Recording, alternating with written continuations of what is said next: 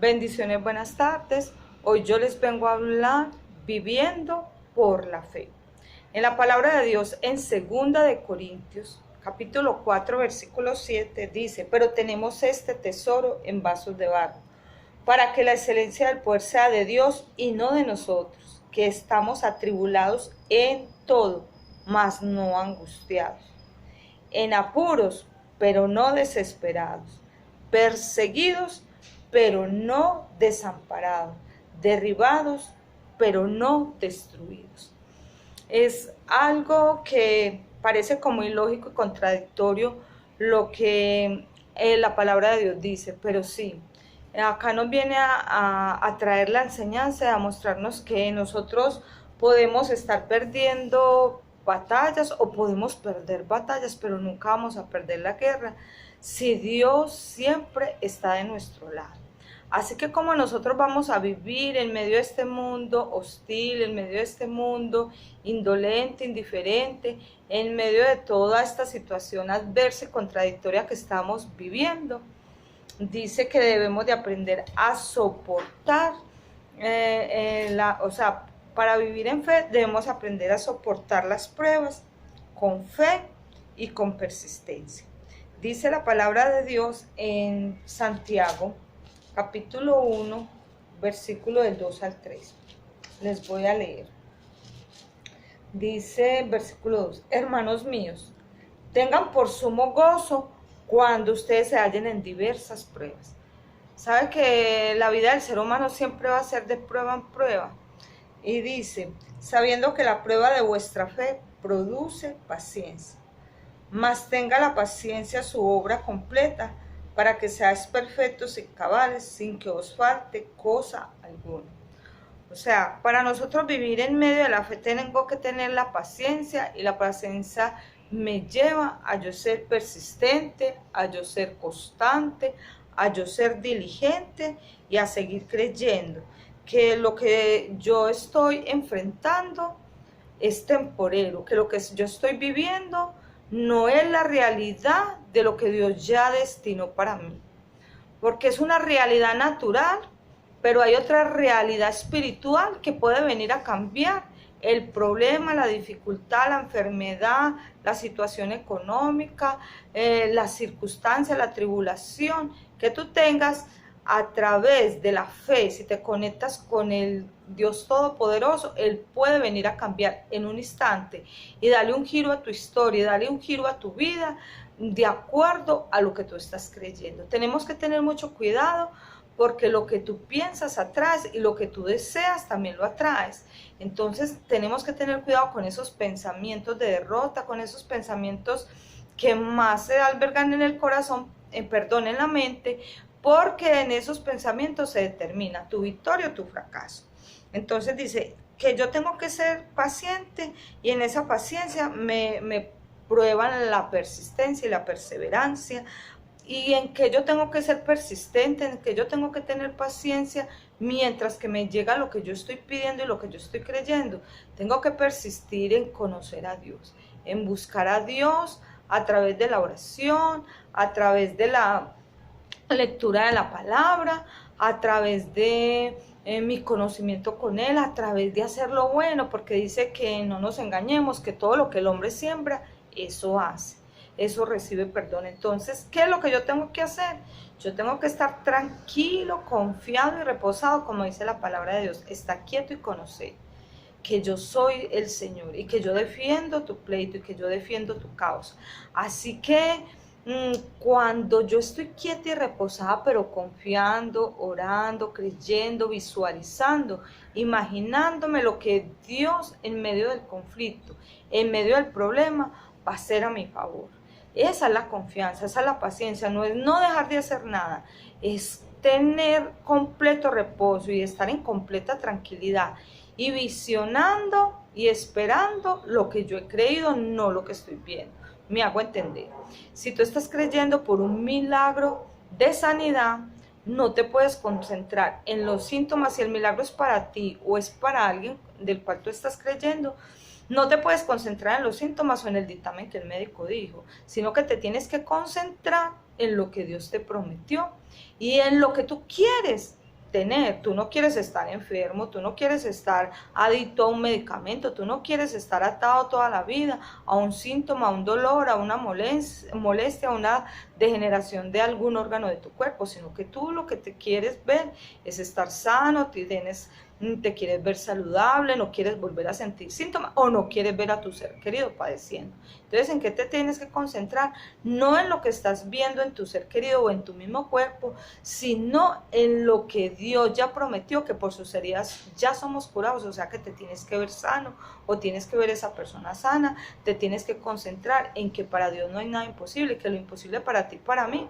para Dios todo es posible, que si tú te atreves a creer, Dios viene y recompensa, porque dice que acaso Dios no hace justicia a sus elegidos que claman a Él de día y de noche. Yo lo que tengo que hacer es seguir clamando, confiando, pidiendo y llamando. Número 2, ¿cómo yo vivo por medio de la fe? Dice que soportando la prueba, resistiendo las dificultades y teniendo un carácter aprobado. La palabra de Dios en Romanos 5, versículo 3 dice, y no solo esto, sino que también nos gloriamos. Gloriarnos es alegrarnos en las tribulaciones, sabiendo que la tribulación produce paciencia. Y la paciencia prueba, y la prueba esperanza. Y la esperanza que hace no me avergüenza, porque Dios no me va a dejar en vergüenza o no me va a dejar sin recompensa de lo que yo le he creído a Él. Entonces, ¿qué es lo que yo tengo que hacer?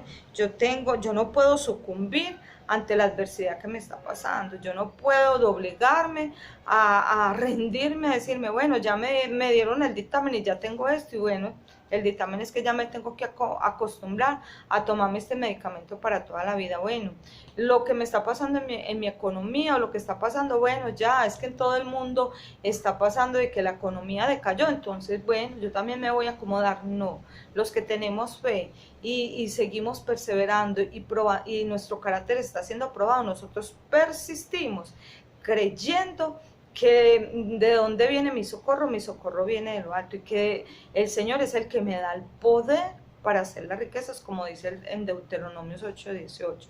Dice, sino acuérdate de Jehová tu Dios, porque Él es el que te da el poder para hacer las riquezas. ¿Y cuál es ese poder? Dios te puede dar una idea, Dios te puede dar una creatividad, Dios te puede conectar con personas que tú no conoces, Dios puede cambiar, como te dije ahorita, la historia tuya en un instante y volverla a tu favor y venir a proveer de la manera que tú menos te imaginas. Lo que tienes que hacer es no concentrarte en el cómo lo vas a hacer, sino concentrarte en el quién sí lo puede hacer. No concentrarte en el problema o en la dificultad, en la situación, en el dolor, sino en el Dios Todopoderoso que puede cambiar ese problema, esa situación. Ese es el problema de que muchas personas no reciben su milagro o no reciben lo que han estado esperando porque han permitido el razonamiento, y cómo es que yo voy a pagar esto, y cómo es que yo voy a salir de esto, bueno, y cómo es que Dios me va a sanar si el dolor persiste. No, a ti no te corresponde el estar pensando cómo es que Dios lo va a hacer, sino que a ti te corresponde pensar en que Él tiene el poder, Él es el Todopoderoso, Él es el Dios de las cosas imposibles, improbables, hacerlas posibles y hacerlas probables, y que Él es el Dios de lo sobrenatural, y que si Él creó el cielo, la tierra, las estrellas, el firmamento, el agua y el mar, y no permite que el agua del mar se entre a inundar, porque Él dio una orden de que el mar no podía traspasar hasta cierto límite y no entrar a la tierra para inundarle, porque si tú y yo sabemos, hay más agua que tierra, pero aún el agua se le somete, el mar se le somete a Él. ¿Cuánto más esa pobreza, ese síntoma, esa dificultad, ese problema no se va a someter al nombre que es sobre todo nombre, al Dios Todopoderoso, al proveedor de todas nuestras necesidades y de nuestras dificultades? Número 3, ¿cómo nosotros soportamos esas pruebas? Con alegría. En 1 de Pedro 1, capítulo 6, del 1, versículo 6, nos dice, Primera de Pedro 6, en el cual nosotros nos alegramos, en verdad. Entonces, ¿en qué nos vamos a alegrar? De verdad nos debemos de alegrar. O sea, no es una alegría fingida, no es una alegría falsa. Diana, pero es que yo me tengo que alegrar por esta situación que estoy pasando, por esta tristeza, por esta pérdida de este ser querido. Me tengo que alegrar porque perdí el empleo, me tengo que alegrar porque la economía mía decayó y me tengo que alegrar porque no tengo sino deudas y me tengo que alegrar porque mis hijos están en rebelión y no sé cómo manejarlos y me tengo que alegrar porque mi vida se convirtió en un caos de un momento para otro y no sé qué hacer. No, la alegría que tú y yo debemos de tener es la alegría en que el Dios Todopoderoso puede venir y cambiar nuestra historia y cambiar nuestra situación si nosotros nos atrevemos a creer. Entonces dice, en el cual nosotros nos alegramos, aunque ahora por un poco de tiempo, si es necesario, tengamos que ser afligidos en diversas pruebas. Sabe que el ser humano siempre estamos de prueba en prueba, de obstáculo en obstáculo, porque como somos hechos a la imagen de Dios, a la semejanza de Dios, Dios nos creó a ti y a mí para que fuéramos victoriosos. Dios te creó a ti y a mí para que tuviéramos la victoria sobre esa enfermedad, sobre ese síntoma, sobre esa escasez, sobre esa necesidad, sobre esa limitación, sobre ese dolor, sobre esa aflicción. Dios nos creó a ti y a mí victoriosos y por eso dice que somos probados y que somos afligidos en diversas pruebas. Me explico. Nosotros, hay maneras hay veces nosotros decimos, pero, ay, me vino todo junto, estoy que no sé qué hacer, tengo este problema con mi hogar, tengo esta situación económica, tengo este problema en mi trabajo, tengo esta situación con mis vecinos, tengo esta situación en mi interior, tengo un conflicto interno que ni siquiera me soporto a mí misma y se te juntó todo eso, o sea, todo eso está ahí mismo, dice que tengamos que ser afligidos esas son ser afligidos en diversas pruebas, dice, para que sometida a prueba vuestra fe, o sea, ¿qué es lo que Dios está probando? Tu fe.